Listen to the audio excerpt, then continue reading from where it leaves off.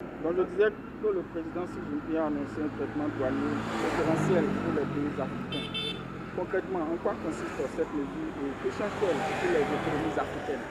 Effectivement, le 14 février 2026, le président Xi Jinping a envoyé un double message lors du 39e sommet de l'Union africaine au président en exercice de l'Union africaine sortant, l'Angolais João Lourenço, et au président de la Commission de l'Union africaine, l'ancien ministre des Affaires étrangères djiboutien, Mohamed Ali.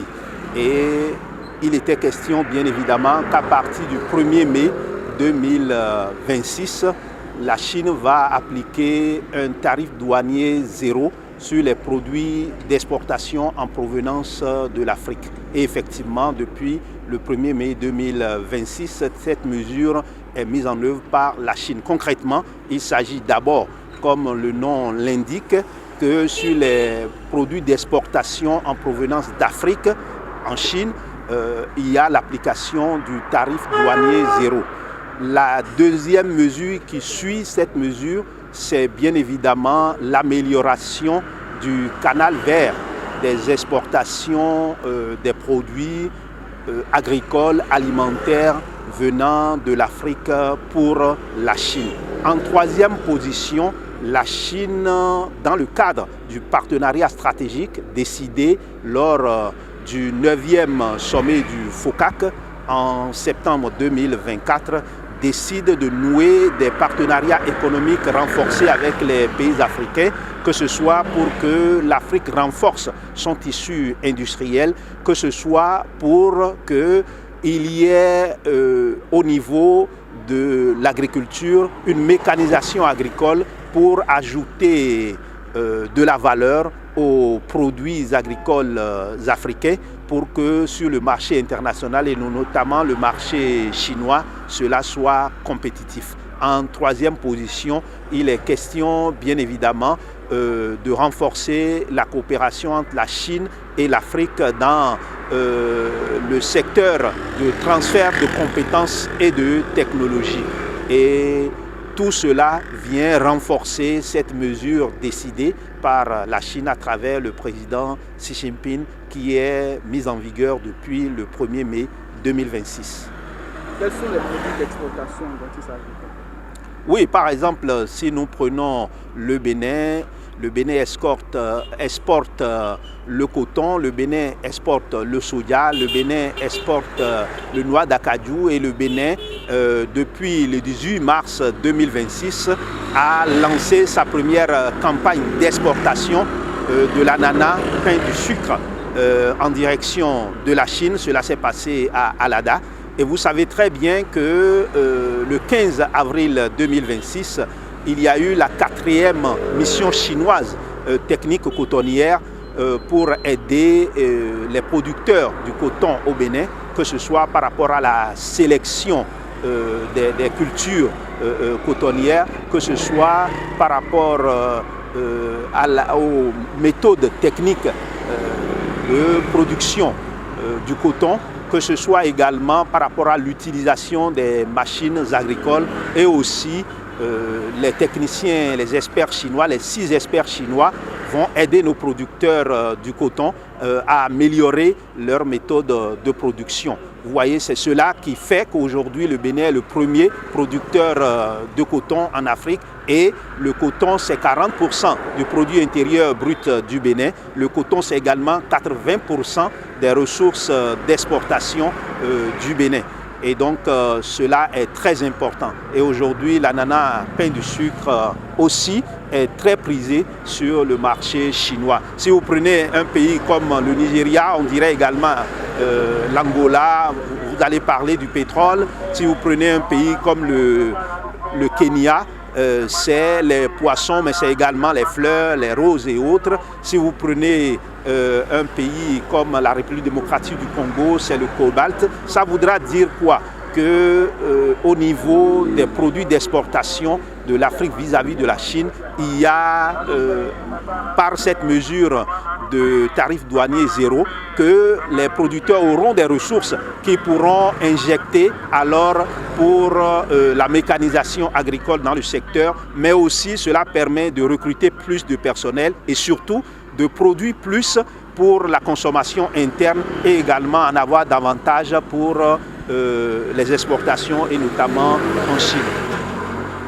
Alors, comment cette décision s'inscrit-elle dans la stratégie globale de la Chine en Afrique, notamment en matière d'influence économique et de partenariat gagnant-gagnant? Vous savez très bien que en 2025, la coopération commerciale entre la Chine et l'Afrique a connu un bond qualitatif et quantitatif, c'est plus de 348 milliards de dollars.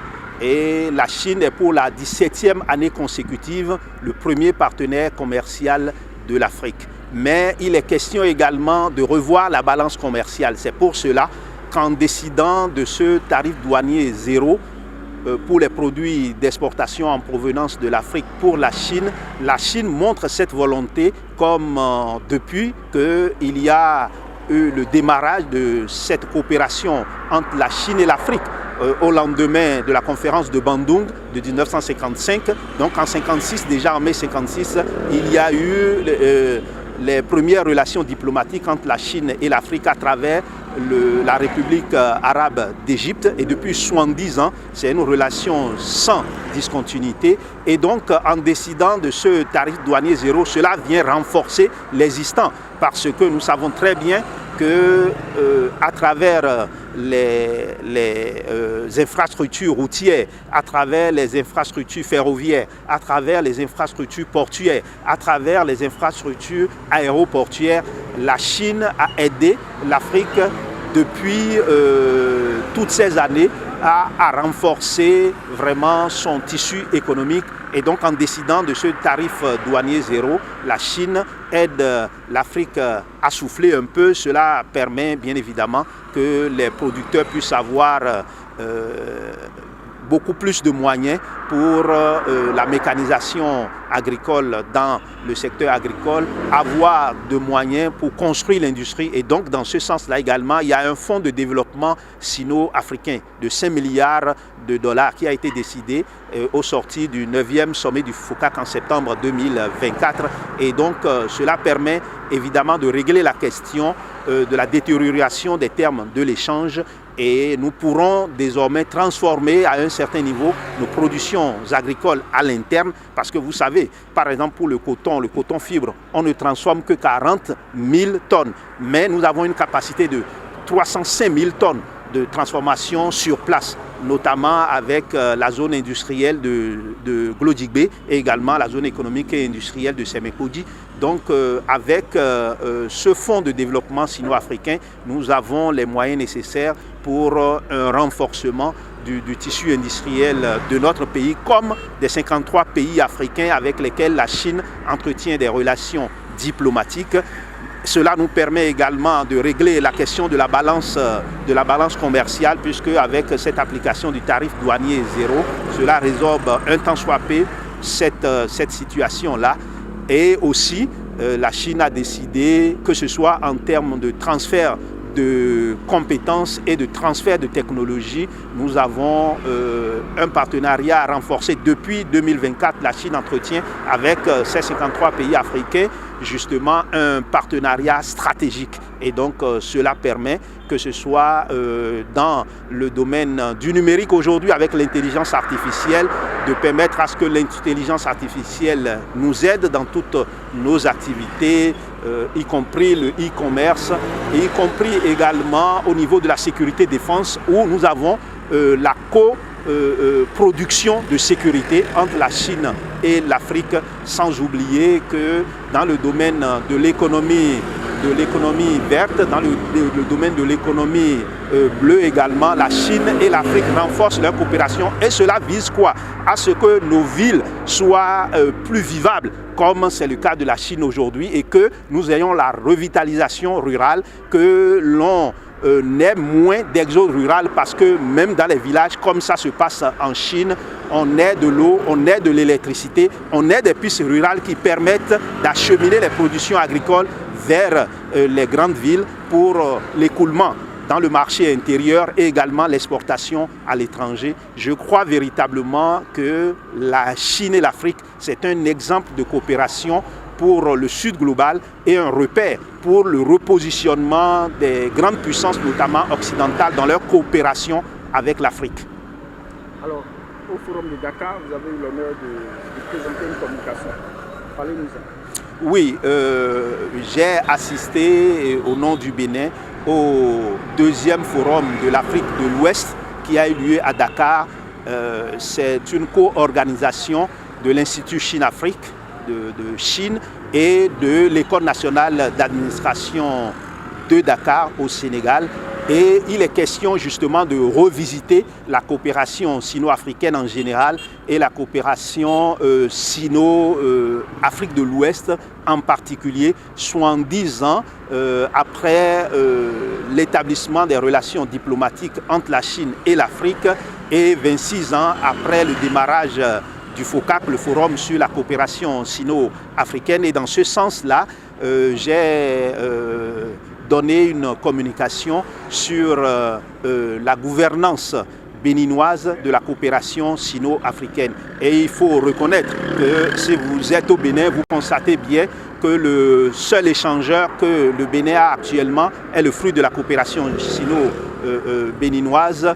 Le nouveau bâtiment du ministère des Affaires étrangères, c'est le fruit de cette coopération. Nous avons un centre pilote agricole. Nous avons également aujourd'hui un renforcement de cette coopération également avec le pipeline Bénin-Niger, où c'est vrai qu'il y a quelques préoccupations, mais en 20 ans, c'est pas moins de 300 milliards de francs CFA que notre pays va engranger. Et vous savez très bien que même au niveau du port autonome de Cotonou, la Chine intervient pour la modernisation de notre port et sur le plan du soutien logistique également, que ce soit par exemple en tant que journaliste, avec la haute autorité de l'audiovisuel et de la communication. Et nous avons une quarantaine d'entreprises chinoises qui interviennent au Bénin et qui emploient pas moins de 5000 personnels béninois. Et la particularité également de cette coopération sino-béninoise, c'est que justement, il y a eu durant plusieurs années, que ce soit des dizaines de milliers d'étudiants béninois qui ont étudié en Chine, mais également le personnel de l'administration publique comme privée qui a renforcé ses capacités, ce qui permet aujourd'hui, dans les travaux développés par la Chine au Bénin, d'avoir le maximum de personnel local et quelques experts chinois. Je ne donnerai que le dernier exemple du 2 mars 2026, où nous avons pour la première fois le premier service de médecine traditionnelle chinoise au centre hospitalier départemental de Lokossa, qui est un bâtiment construit par la Chine et soutenu par la Chine, même s'il y a également l'hôpital, le grand hôpital d'instruction des armées de Parakou.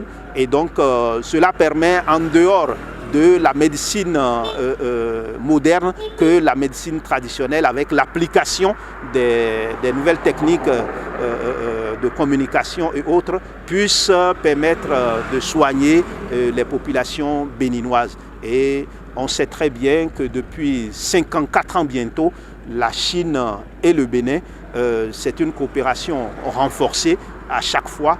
Et il faut juste dire que le Bénin fait partie des pays avec lesquels la Chine entretient des relations très particulières, puisque le Bénin a toujours bénéficié de toutes les mesures proposées par la Chine depuis ces dernières éditions du FOCAC. Et j'en finirai en disant, le centre culturel chinois est le premier centre culturel chinois en Afrique. Ça veut tout dire. Merci. Merci beaucoup. Est-ce qu'il y a des aspects positifs?